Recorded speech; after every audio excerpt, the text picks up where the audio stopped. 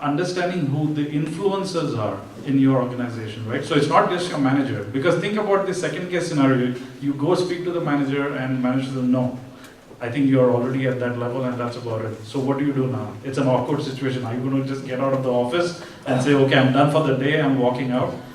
You need to build towards that, right? So what do I mean by that? Go leverage, network his peers. Think about who's sitting at that table, who's making those financial decisions, right? If the other people understand and appreciate the value that you bring, it's a much more stronger case that you're making. The other managers are actually speaking on your behalf at that talent management discussion. That's how you start putting, I would say, pressure in a very positive way on getting things done. And besides, obviously, what the brothers have said about your own talent, your own delivery, and your own contribution. I mean, let's not negate that. That is an absolute must. I'm talking about the other things that need to happen in order to further influence the conversation and outcome. All right, hopefully one that works for you. So there's just one last question, right? And it came from Imam Shibli, and no, I'm sorry guys, and I cannot ignore that, right? And you'll have more opportunity, right? Because the two panels are kind of continuum, right? So you can ask those questions of the other panelists as well.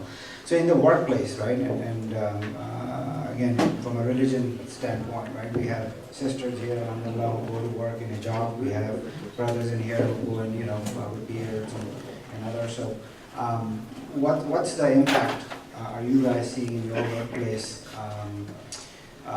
with this, different person coming who has this, again, media is creating a negative stigma around who we are and what we believe and what we do, right? So if you want to, I don't know, Imam, if I represented your question, no. I mean, I think it depends organization to organization. Because when it comes down to these stigmas and how people deal with that, it does come down to an individual. And if that individual tends to be an influential person, then it becomes even more challenging. So if they're in a very high influencing, powerful role, then it does become challenging. And there are stories, right? I mean, and there's a lot of truth behind that. But at the same time, I would say that we're not the only, religious group or ethnic group that has faced these kinds of challenges in this country, or in any other country globally. So I think you have to almost not worry about it, right? I mean, I think you have to hold on to your identity. You have to make sure that you're true to that. But at the same time, do not worry about whether that's blocking you, right? I mean, I would say the same Jewish community that is in very successful roles today. Not too long ago, a lot of our banks, Goldman Sachs, Merrill Lynch, these actually started, if you look at their history, started as companies that only cater to other Jewish businesses. So for example, I think it was Merrill Lynch, if I'm not mistaken, they were the ones who took Sears public. And because nobody wanted to touch Sears because they were a Jewish-owned company, and no non-Jewish companies wanted to go to Merrill Lynch. And so they supported their own communities internally, gave each other business, supported each other, and they grew stronger over a long period of time. But the key is to not let that kind of stuff hold you back. That's an excuse, I think. So it's always, you're going to be there, you've got to be aware when it occurs, and you have to know how to navigate it, but it should not be an issue. That's good to know. So I'll just go to one of you, one more. Yeah, just one statement. In our company, discrimination is not tolerated. Period. If a discrimination is reported, action is taken immediately. So every gender, every sect, every ethnicity, everyone who brings talent to the company is you have to learn to stand up. That's the bottom line. You're grown-ups, you have to learn to stand up for your rights. That's the key.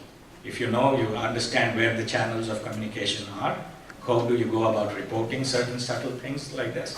You have to stand up for yourself and take action around it. That's the only way, at least I haven't seen it. The only thing I would probably add to that is, and I'll probably say something that's probably not HR politically correct, but there is a difference between outward racism, which you should absolutely report, versus things that are subtle.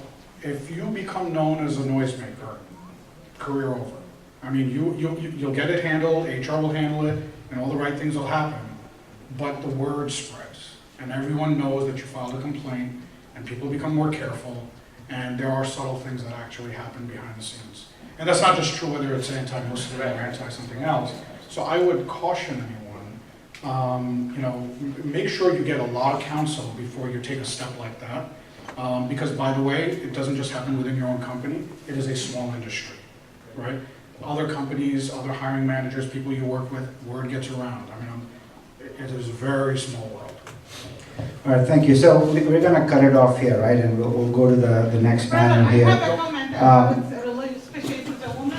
Back home, when I graduated from veterinary medicine to work in a pharmaceutical company, they told me, we cannot hire you with SCAR. I can't hear it here in the United States. I'm in multiple hospital volunteer, research setting. No one ever approached me this way. Back home, they told me to get hired, you have to remove your SCAR. So I'm And that's, just here- that's the beauty of this country, right? I think when you go to our home countries, and I just came back from Pakistan, people were asking questions, oh my God, what's gonna happen, Trump, blah, blah, blah. And I'm like, don't worry, guys.